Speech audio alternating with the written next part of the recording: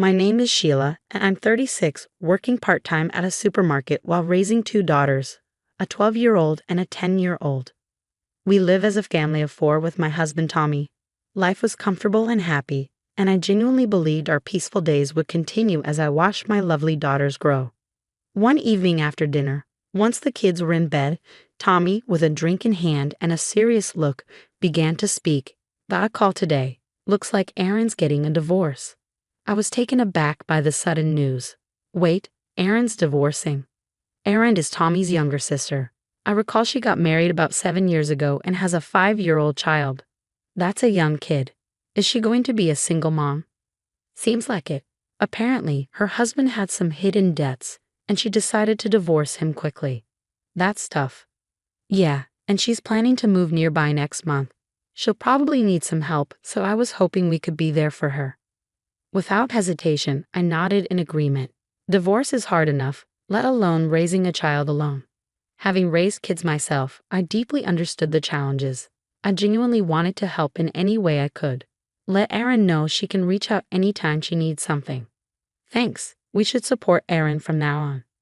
Little did I know that this casual promise would lead to unexpected events. The following month, Erin and her son, Dick, moved into an apartment just a 5-minute walk from our place. On the day they moved in, Tommy and I invited them over for a small housewarming celebration. Our eldest, Becca, and our younger daughter, Ariana, played happily with Dick. "Erin, you've been through a lot," I said. Erin replied, chugging her beer. "Honestly, marriage isn't worth it. If it weren't for Dick, I wouldn't have married that awful man. I regret it." I was a bit shocked she'd say that in front of Dick, but figured the stress and alcohol played a part. Erin always spoke her mind. I remember when I first met Tommy's family, she bluntly said, "Really, Tommy, he chose someone so plain. Did you settle?" I froze in shock when she said this to my face, but back then Tommy's dad scolded her for her words. "Erin, if you ever need anything, just tell me," Tommy confidently told her. "Thanks, I knew moving close to you was the right choice. I thought about going back home, but Dad can be too strict, and I didn't want to feel suffocated." I remembered that Erin and Tommy's dad didn't get along well. It wasn't hatred, but more of Erin feeling overwhelmed by his strictness. "If you ever need anything, just call. We'll be there in a heartbeat," Tommy assured. I added, "Yes, please let us know if you need help." But deep down, I felt a twinge of unease. I had this nagging feeling that we might be taken advantage of. And my intuition wasn't wrong. The day after Erin moved in, as I was preparing dinner, the doorbell rang. "Becca, can you get the door? I'm in the middle of something," I asked my eldest, who was watching TV. "Mom, it's Aunt Erin and Dick," Becca informed me. I paused my cooking, wondering if something had happened. When I reached the door, Erin said, "Hey Sheila, I'm really short on cash right now. Can we join you for dinner?" Taken aback, I replied, "I'm sorry, but I wasn't prepared for extra guests tonight." "But you said we could come over any time we're in trouble." Erin looked at me with a slightly annoyed expression. I did say she could come over, but not without a heads up.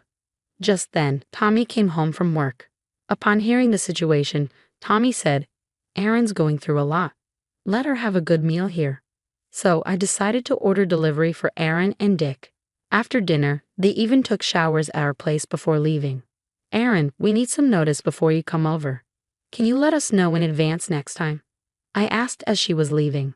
Before Erin could respond, Tommy interjected, "Hey, Sheila, Erin's struggling raising a child on her own. Don't be so cold." He then turned to Erin, "You don't have to worry about anything. You can always rely on us." "Thanks, Tommy. Sheila, I'll be counting on you a lot from now on."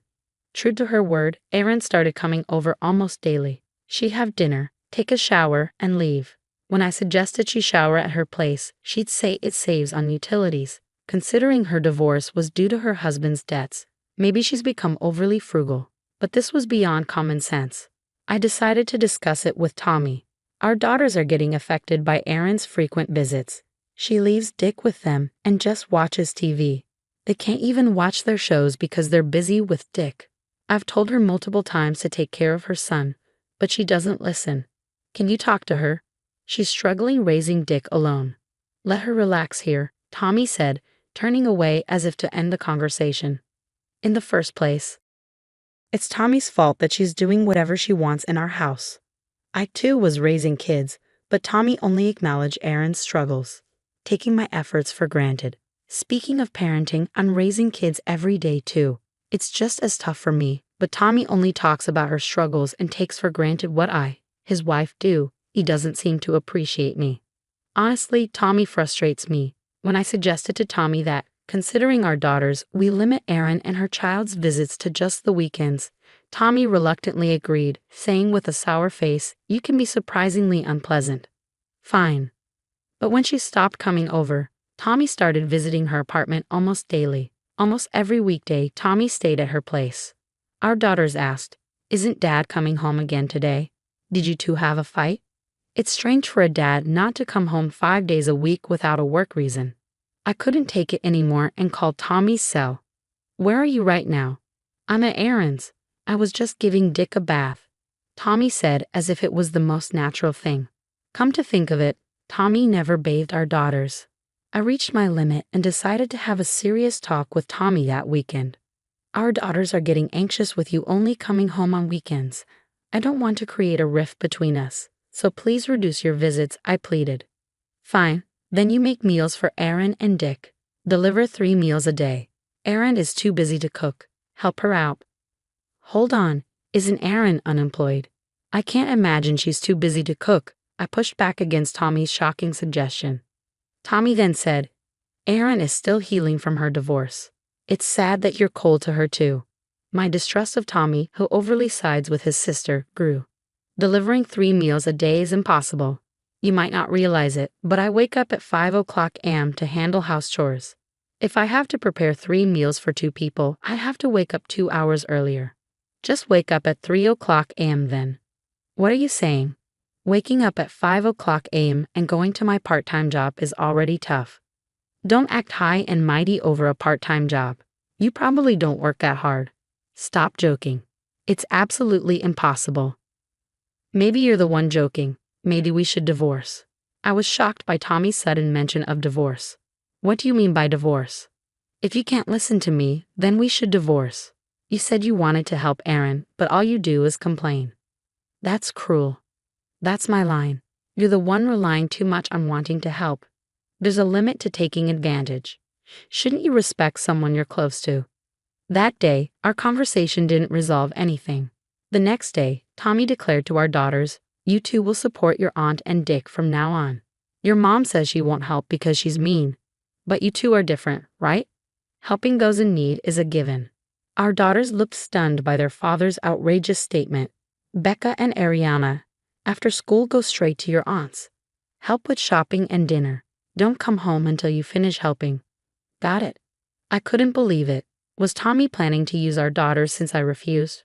Our daughters responded, "Dad, you're being weird. We don't understand. Mom, we're leaving."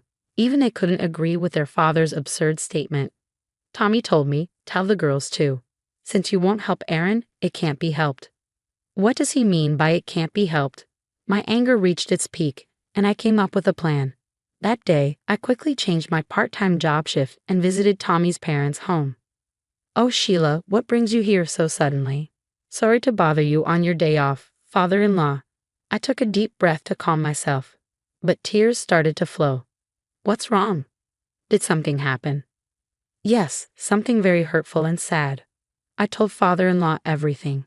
Even though Aaron doesn't seem to think highly of father-in-law, I've always liked him because beneath his strict demeanor, he's genuinely kind. I thought he would understand, which is why I visited today. Father-in-law listened quietly to my entire story. "So that's what happened. I'm sorry for my foolish daughter's actions," he said, clearly angered on my behalf. "We can't let this continue. Leave it to me. I'll set them straight." His reassuring words brought a smile to my face. "You finally smiled," father-in-law said, looking at me kindly. "You looked so distressed when you arrived. I was worried. Now let's go." With renewed determination, I stood up. "Aaron, we're coming in." Father-in-law and I visited Aaron's apartment. "Oh, Dad, why are you here all of a sudden?" "What do you mean by why? And what's with this messy room? What do you do all day?" The room was a mess with trash everywhere. The bed was unmade, and there was a terrible smell, probably from food waste, in the sink. I wondered if she and Dick lived like this, but he wasn't there. Where's Dick? Father-in-law immediately asked on my behalf. Oh, I left him at a child care center. A child care center? Since when and which one? Getting a spot in a local child care center is competitive. I had a hard time enrolling my daughters. Plus, Tommy never mentioned this. Something seemed off. That's none of your business, Aaron replied, sounding flustered. Of course it's our business. Are you really sending him to a child care center? Father-in-law pressed her with a sharp gaze. Cornered, Aaron finally admitted. I leave him with a neighbor downstairs during the day. You know this neighbor? No, but they have a 4-year-old, so I thought it was okay. If there was a scale for audacity, she'd score high. You fool, go get Dick right now. Father-in-law shouted, and she hurriedly left to bring back Dick. What were you thinking? You've caused Sheila so much trouble. Explain yourself. Well, Tommy said I could use Sheila however I wanted. He said she'd do anything he asked, she said without any remorse. Wait, is that true? Did Tommy really say I could be used like that? Yes, he said you're like his servant. He even said to use your daughters if needed. I can't believe that man, to think he viewed his wife and daughters in such a way. Father-in-law was equally shocked. Thankfully, Aaron's loose lips revealed the truth. While she had her issues, it was clear Tommy was the main problem. I decided I would never forgive Tommy. Father-in-law and I waited for Tommy at Aaron's apartment. Aaron, I'm home. Tommy, returning with high spirits, froze upon seeing father-in-law sitting silently. Dad, why are you here? We've been waiting. Sit down. Father-in-law pointed to the sofa in front of him. Why the sudden visit? You startled me. Tommy tried to brush it off with a smirk. Just sit down. With a stern command, Tommy quickly sat up straight. You've been doing whatever you please, haven't you? Tommy glared at me upon hearing father-in-law's words. You ratted me out to Dad. Shut up. Both you and Aaron are out of line. But Tommy and his sister were clearly intimidated by their father. It was evident they were genuinely afraid of him. Sheila, what do you want to do moving forward? Father-in-law asked me calmly. I had already made up my mind. Actually, the girls are currently at my parents' house. Why would you do that without discussing it with me? Tommy demanded. I don't want to hear that from you. I was terrified of how you'd use our daughters. I felt I had to protect them. So I've decided we should separate for a while. Why the sudden decision to separate? Don't be ridiculous. It's not sudden. You've barely been home on weekends. Weren't you the one who first mentioned divorce? That was just a joke. I won't accept a separation, Tommy said adamantly. Then father-in-law spoke up. There's a process called mediation divorce. He explained the legal proceedings of divorce, the benefits of hiring a lawyer, and how to gather evidence to strengthen my case. It turns out father-in-law is a practicing attorney. Now I understand why Tommy and Aaron fear him. They know how father-in-law champions those facing injustices. Regardless of being his children, father-in-law would uphold justice without bias. It's puzzling how such a straightforward man could have such selfish children. I'm on Sheila's side. What's right should prevail. Father-in-law's words warmed my heart. After a 3-month separation, Tommy and I divorced. I thought it would lead to mediation, but Tommy agreed after father-in-law's persuasion.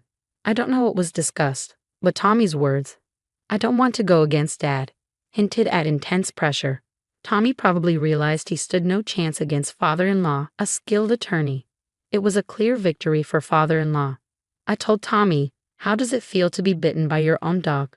He just looked down, saying nothing. He probably always looked down on me. It's a bit sad to think about. After the divorce, Erin lost the financial support she received from father-in-law. You can't always rely on others. If you need money, work for it. When you think of someone else, you can overcome any hardship.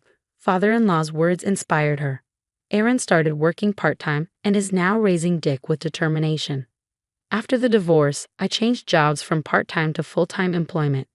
I wanted to provide a better life for my daughters. It was challenging to find full-time employment initially, but that frustration drove me to improve my skills. I now see my divorce from Tommy as a blessing in disguise. I still have a good relationship with father-in-law.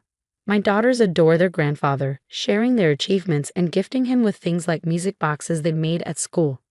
Father-in-law is irreplaceable to me. I cherish our relationship and feel fortunate to have such a respectable father-in-law by my side. I hope to be as admirable to my daughters as father-in-law is to me as I continue my journey in life.